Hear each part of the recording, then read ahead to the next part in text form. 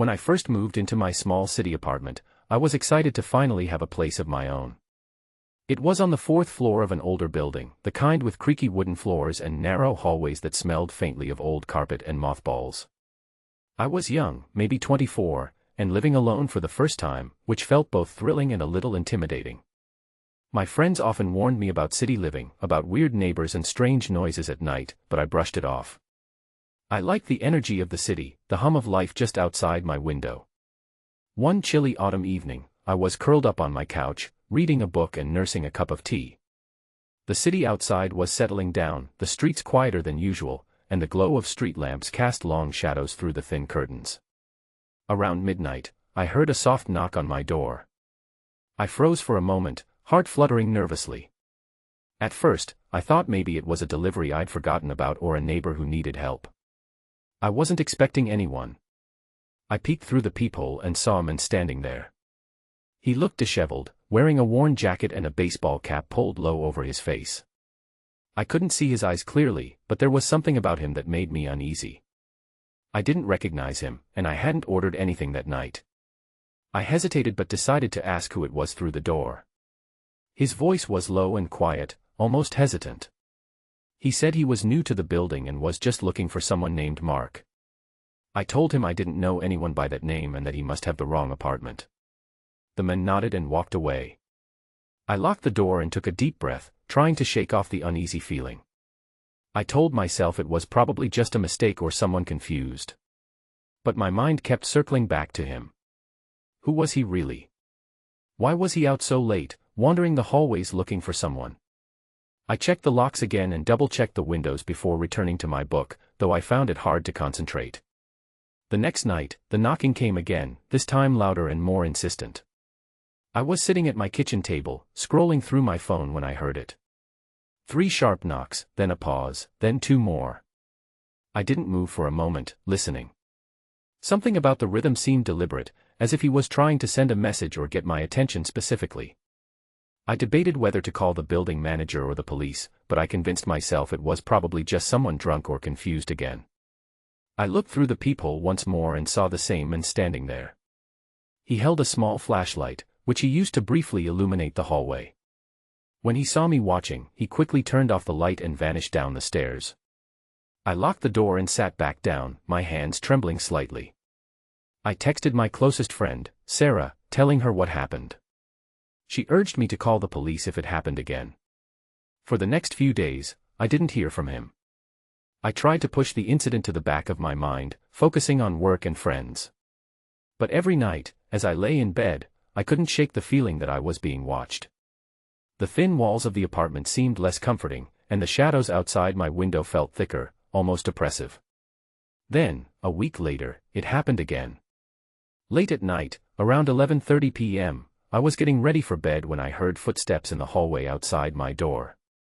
They were slow and deliberate, not the hurried steps of someone just passing by. My heart started racing, and I quietly locked my bedroom door. I listened as the footsteps stopped just outside, then I heard the doorknob rattle softly. I held my breath, clutching my phone in one hand, ready to call 911 if necessary. The rattling stopped, but then I heard a faint whisper through the door. It was barely audible, but it sounded like someone was saying my name. I didn't recognize the voice. It wasn't the man from the hallway, but it was someone who shouldn't have been there. After what felt like an eternity, the footsteps retreated down the hall. I waited another half hour before cautiously unlocking the door and peeking outside. The hallway was empty, silent except for the hum of the building's heating system.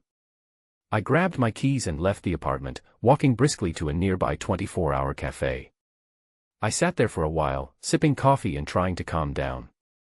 The next day, I reported the incidents to the building manager, who promised to look into it and check the security cameras. I also filed a report with the local police, explaining everything in detail. They told me they would increase patrols in the area and advised me to call immediately if anything else happened. Despite these precautions, the feeling of unease lingered. I started to notice small things out of place in my apartment, doors slightly ajar, objects moved from where I left them. One evening, I found a note slipped under my door. It was a scrap of paper with just one word written in shaky handwriting: wait. My hands shook as I held it. I didn't know what to make of it, but it was clear whoever was doing this wanted me to be afraid. One night, I invited a couple of friends over to keep me company. We watched movies and tried to laugh off the tension that had been building. But when the doorbell rang around 1 a.m., I froze. No one was supposed to be visiting that late. I looked through the peephole and saw the same man again. This time, he was holding something in his hand, a small envelope. He knocked softly and waited. I refused to open the door and told my friends to call the police. The men left before they arrived, but the officers confirmed he had been reported for trespassing in other buildings nearby. They said he was known for wandering the neighborhood, sometimes asking for help or looking for someone, but no one knew much about him. After that night, the visits stopped for a while. I tried to convince myself that the worst was over. But deep down, I knew that the men had been watching me, waiting for the right moment to confront me. The city felt less like home and more like a cage, and every unexpected sound now made me jump. I kept my doors locked at all times and never went out late alone. I became hyper-aware of every shadow, every knock, every unfamiliar sound in the building. The experience left me on edge, and I realized that sometimes, the most terrifying strangers are the ones who appear when you least expect them, lurking just outside your door, waiting in the dark. After the unsettling encounters in my city apartment, I needed a break from the chaos, so I decided to visit my cousin's family farmhouse out in the countryside. It was miles away from the city's noise, nestled among rolling fields and dense woods. The farmhouse was a sprawling, old structure with creaking floorboards and a wraparound porch where the wind whispered through the trees. I thought the quiet would help me recover, but what I didn't expect was how quickly the peace would turn into something far more disturbing. I arrived late afternoon, greeted by the warm smiles of my cousin Jen, her husband Mike, and their 2 kids. The sun was dipping low, casting long shadows across the fields. They assured me the farm was safe, that the area was quiet and friendly. I wanted to believe them. That first evening, we sat around the kitchen table, sharing stories and homemade pie.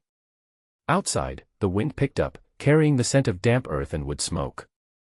As night fell, I settled into the spare bedroom, a cozy space with a large window overlooking the barn and the dark silhouette of the forest beyond.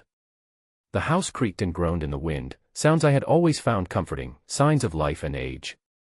But as I lay in bed, I started to notice noises I couldn't explain.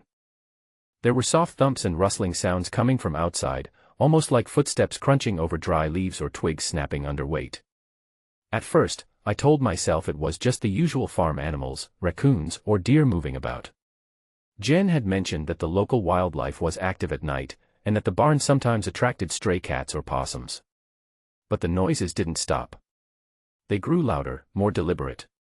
I heard scratching near the back porch and the faint sound of something tapping against the window next to my bed.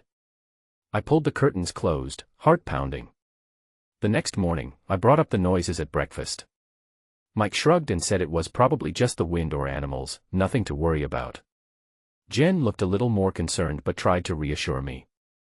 They'd lived there for years without incident. Still, I spent the day on edge, jumping at every sound and checking the locks on the doors and windows more times than I cared to admit. That evening, a storm rolled in, heavy rain pounding the roof and wind rattling the shutters.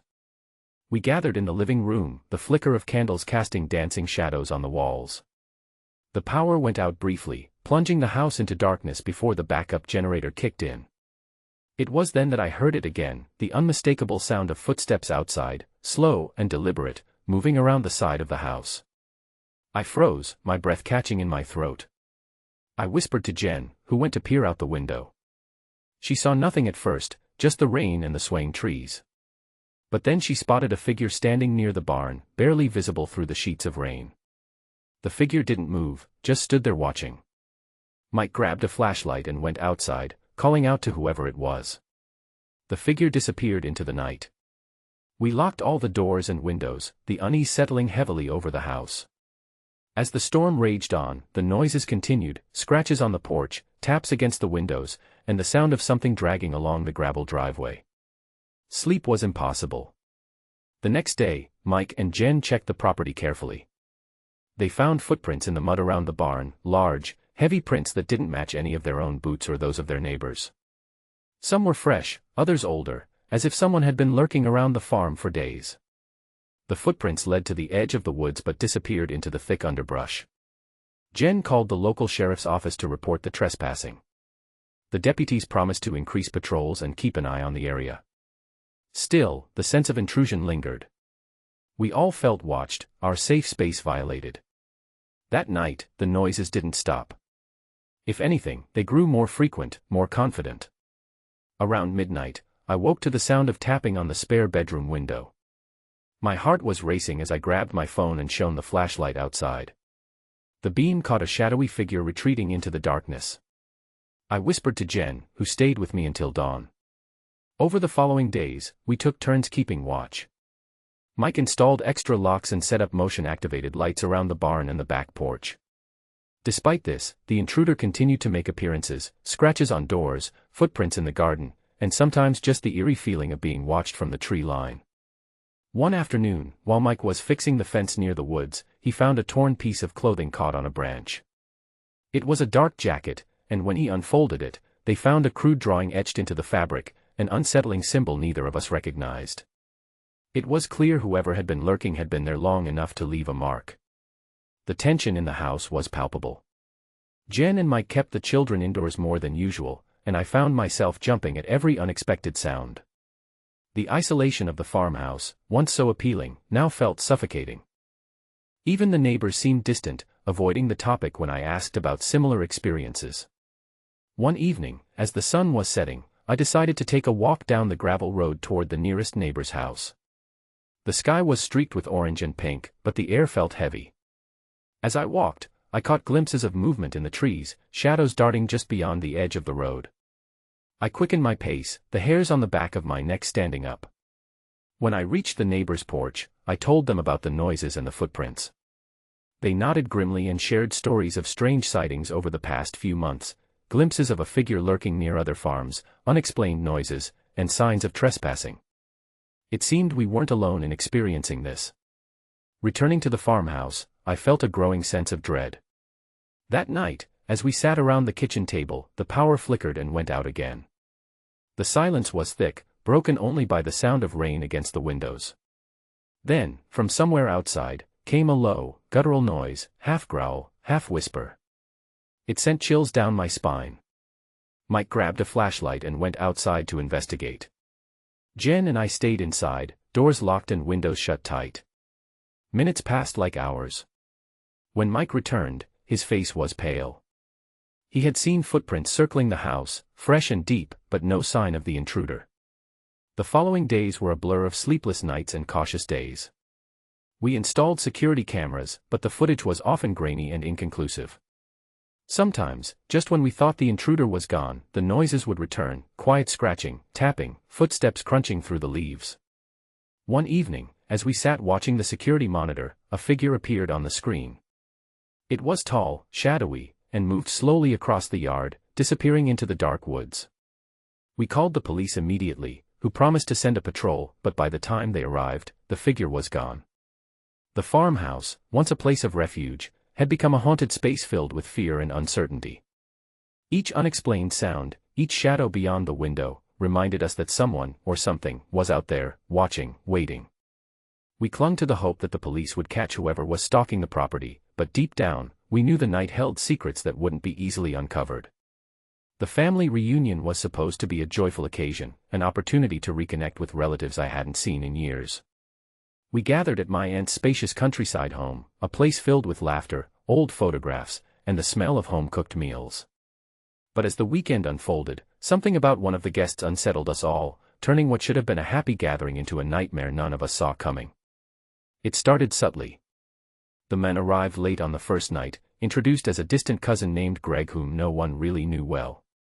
He was quiet at first, sitting in the corner during dinner, observing rather than engaging. His eyes flicked nervously from person to person, and his smile rarely reached his eyes. At first, we assumed he was just shy or overwhelmed by the reunion.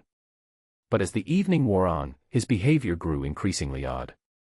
During conversations, Greg would suddenly interject with strange comments that made little sense, or he'd laugh inappropriately at serious topics. A few of the older relatives exchanged uneasy glances, but no one wanted to confront him directly. The atmosphere shifted subtly, the warmth of the gathering replaced by a growing discomfort. Later that night, as we gathered around the fireplace, Greg disappeared for a while. When he returned, he was carrying a small, weathered box he claimed had belonged to our great-grandfather. He insisted on showing it to everyone, but when we opened it, the contents were disturbing: old letters filled with cryptic messages, strange symbols, and references to events none of us recognized. The mood darkened further. Whispers spread among the family about the box and Greg's sudden appearance. Some speculated he had been researching our family history obsessively, while others wondered if he had darker motives. My cousin Lisa, usually the most outgoing, said she felt watched whenever Greg was near, as if he was hiding something sinister behind his quiet demeanor. The next day, strange incidents began to occur. Items went missing from the house, only to be found in odd places later. Doors that had been locked were found unlocked, and sometimes ajar.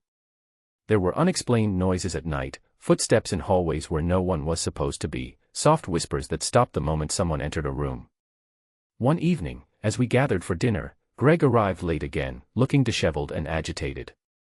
He refused to explain where he had been and seemed disconnected from the rest of us.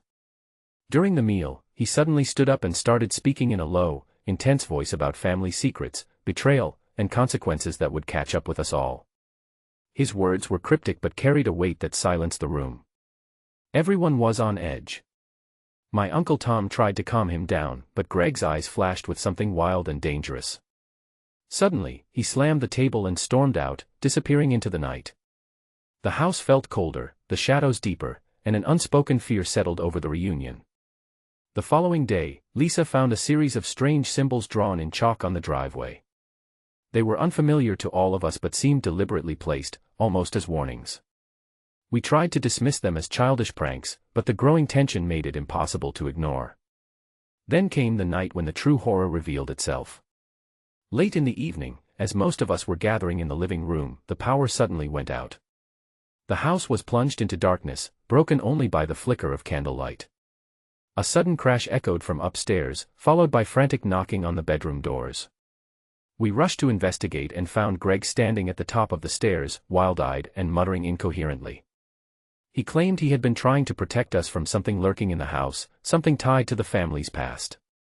His voice was frantic, and his hands trembled as he held a small knife he had apparently taken from the kitchen. The family was divided between fear and confusion. Some wanted to call the police immediately, while others tried to reason with Greg, hoping to calm him down. But then, as if summoned by his words, strange noises filled the house, whispers, footsteps, and the sound of something moving in the shadows. In the chaos, Greg lunged toward the hallway, knocking over furniture and shouting warnings. The rest of us followed, hearts pounding, trying to make sense of what was happening. Suddenly, a window shattered, and a dark figure darted past us, disappearing into the night. We were left shaken and breathless. The house, once filled with family and warmth, now felt like a trap. The revelation of Greg's true motives, that he had been investigating a dark family secret and believed some malevolent force was after us, sent waves of panic through the group. In the aftermath, the family scattered, none of us eager to stay another night. We regrouped the next day, trying to piece together what had happened. Greg was nowhere to be found, and no one knew where he had gone or what he planned to do next. Reflecting on the reunion, it became clear how fragile trust can be, and how quickly familiarity can turn into suspicion and fear. Greg's arrival had unmasked something dark lurking beneath the surface of our family history, forcing us to confront dangers we never expected. The experience left us questioning what we thought we knew about each other and the past we shared. It was a stark reminder that sometimes, the most terrifying threats come not from strangers, but from those who claim to belong among us. After the chaos at the family reunion, I couldn't shake the feeling that the terror lurking in those days wasn't confined to just that weekend. In fact, it seemed to follow me back to the city apartment, and later, it felt like it had seeped into the farmhouse as well. The police had gotten involved at both the city and rural incidents, and while their response was prompt, the discoveries they made only deepened the unease rather than dispel it. Back in my city apartment, after that frightening night with the men who kept knocking and rattling the doorknob, the authorities finally reviewed the building's security footage. What they uncovered was chilling. The intruder had been lurking in the hallway for days, sometimes peering into the windows of other apartments, sometimes just standing motionless in the dark. One clip showed him pacing outside my door late at night, looking at his phone as if waiting for something or someone. The idea that he'd been watching me for days made me realize how vulnerable I truly had been. The police increased their patrols, and the building manager promised to install better security measures, but the damage was done. I felt exposed, like my privacy had been violently invaded. I couldn't sleep without double-locking the door and keeping a baseball bat by my bed. The feeling of being watched haunted me long after the men stopped appearing. Meanwhile, at the farmhouse, the sheriff's department took the reports of trespassing and strange occurrences seriously. After the footprints and the symbol drawn on the jacket were discovered, they started interviewing neighbors and local residents. What they found was unsettling: a transient who had been spotted in the area, known for erratic behavior but never caught. It seemed he'd been lurking around multiple properties, possibly stalking the area for weeks. The sheriff organized a search of the woods surrounding the farm, but no trace of this person was ever found. The security cameras recorded several unexplained shadows and flashes of movement at night, but nothing concrete enough to act on. The family installed extra lighting and reinforced doors and windows, but the sense of vulnerability remained. The community, once tight-knit and trusting, grew wary and cautious. At the family reunion, the aftermath was even more complicated. When the police were called to investigate the disturbance caused by Greg, they uncovered more than just a confused relative. The letters and symbols in the box he brought were linked to an obscure local cult rumored to have ties to our family's past. The authorities speculated that Greg had been delving into dark history, possibly obsessed with uncovering secrets that many wished to stay buried. The police found evidence that Greg had been conducting surveillance on family members before the reunion, tracking their movements, gathering information, and perhaps planning something more sinister. It was a shock to learn that this distant cousin was not just a stranger but someone with a deep, disturbing fixation on our family and its history. The family regrouped after the reunion, shaken but relieved to be safe. We had to come to terms with the fact that appearances can be deceiving, and trust is fragile. The experience forced us to re-evaluate our relationships and the boundaries we set with those we consider family. Throughout all these incidents, a common thread emerged: the danger often comes from those who are closest or who seem familiar, not just from unknown strangers. Whether it was the men lurking in the city hallway, the transient stalking the farmhouse, or the relative with dark intentions, each story highlighted how easily vulnerability can be exploited. I remember sitting alone one evening in my apartment, reflecting on all that had happened. The city lights twinkled outside my window, but I felt anything but safe. The farmhouse's quiet fields and the family reunion's warmth both now felt tinged with fear and suspicion. It was clear that safety isn't just about locks and alarms, it's about awareness, vigilance, and trusting your instincts when something feels off. The police encouraged me and my family to stay alert and report anything suspicious immediately. They reminded us that sometimes the threat is not obvious, that it can hide behind a friendly face or a familiar name. And while none of us wanted to believe that someone close could cause harm, the reality was undeniable. The aftermath of these events left us all with lingering questions about security and trust. How do you protect yourself when the danger is unseen or comes from those you least expect? How do you rebuild a sense of normalcy when your safe spaces feel invaded? Despite the fear and uncertainty, we tried to move forward, installing better locks, setting up surveillance cameras, and leaning on each other for support. But the memories of those nights, the knocks on my door, the footsteps around the farmhouse, the cryptic warnings at the reunion, remain vivid, a constant reminder that vigilance is necessary, and sometimes, the things that go bump in the night are far closer than we think. Each experience taught me a hard lesson about the fragility of safety and the importance of listening to that inner voice telling you something isn't right. Whether in a bustling city apartment, a remote farmhouse, or surrounded by family, the shadows of fear and suspicion can creep in, and it's up to us to face them head-on. Looking back on all these experiences, the strange men in my city apartment, the mysterious intruder at the farmhouse, and the unsettling family reunion, I realized just how vulnerable we can be, even in places we think are safe.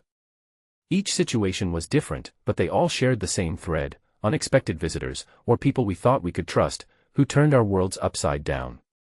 In the city, I learned how isolation can magnify fear. Living alone in a crowded building, surrounded by strangers, I believed I was safe. But when the men started knocking, lurking in the hallway, I felt exposed in a way I hadn't expected. It was a stark lesson in the fragility of urban safety and the importance of trusting my instincts, even when the threat wasn't obvious. At the farmhouse, the vast openness and quiet that once felt like a refuge became a source of anxiety. The rural setting offered little protection against someone lurking in the shadows, someone who knew how to blend into the night. It reminded me that solitude doesn't always mean security. The feeling of being watched, of someone violating the sanctity of our home, shook us deeply. It was a harsh reminder that danger doesn't respect geography or lifestyle. The family reunion was perhaps the most unsettling because it showed how terror can come from within. Greg, the relative we barely knew, started as a stranger and became a source of real fear. His obsession with family secrets and the dark past made us question how well we really know those closest to us. It was a painful lesson in trust and the hidden depths people can carry beneath a friendly exterior. Reflecting on these stories, I see how horror can strike in many forms: urban isolation, rural vulnerability, and familial betrayal. Each setting brought its own challenges and fears, but they all taught the same lesson: to stay vigilant, to listen to that inner voice warning us when something isn't right. I think about the nights I spent locking my doors, the farmhouse nights filled with strange noises, and the tense moments during the reunion when we realized someone among us was dangerous. Those memories stick with me, a reminder that safety is never guaranteed. More than anything, I learned the importance of preparation and awareness. It's not enough to hope for the best or trust blindly. We have to be cautious, to protect our spaces, and to trust our instincts when they tell us something feels off. It's a difficult balance, between welcoming others and guarding ourselves, but it's necessary in a world where danger can come from the most unexpected places. I also learned about the power of community and support. After the city incidents, friends and police helped me feel less alone. At the farmhouse, my cousin's family came together to secure their home and support each other. And after the reunion, our family leaned on one another to process what had happened and move forward. Trust can be broken, but it can also be rebuilt through shared strength. These experiences changed me. They made me more cautious, yes, but also more aware of the complexities of safety and trust. I now understand that sometimes, the scariest stories aren't about monsters or ghosts, but about real people and real moments that shake our sense of security. As I move forward, I carry these lessons with me. I keep my doors locked, I watch the shadows a little more carefully, and I listen closely to my gut. But I also try to hold on to hope, that we can find safety, even in uncertain places, by staying vigilant and supporting those around us. True horror, I've learned, doesn't just come from the dark, it can come from the most unexpected visitors. And the best defense is to be prepared, aware, and never ignore the warning signs.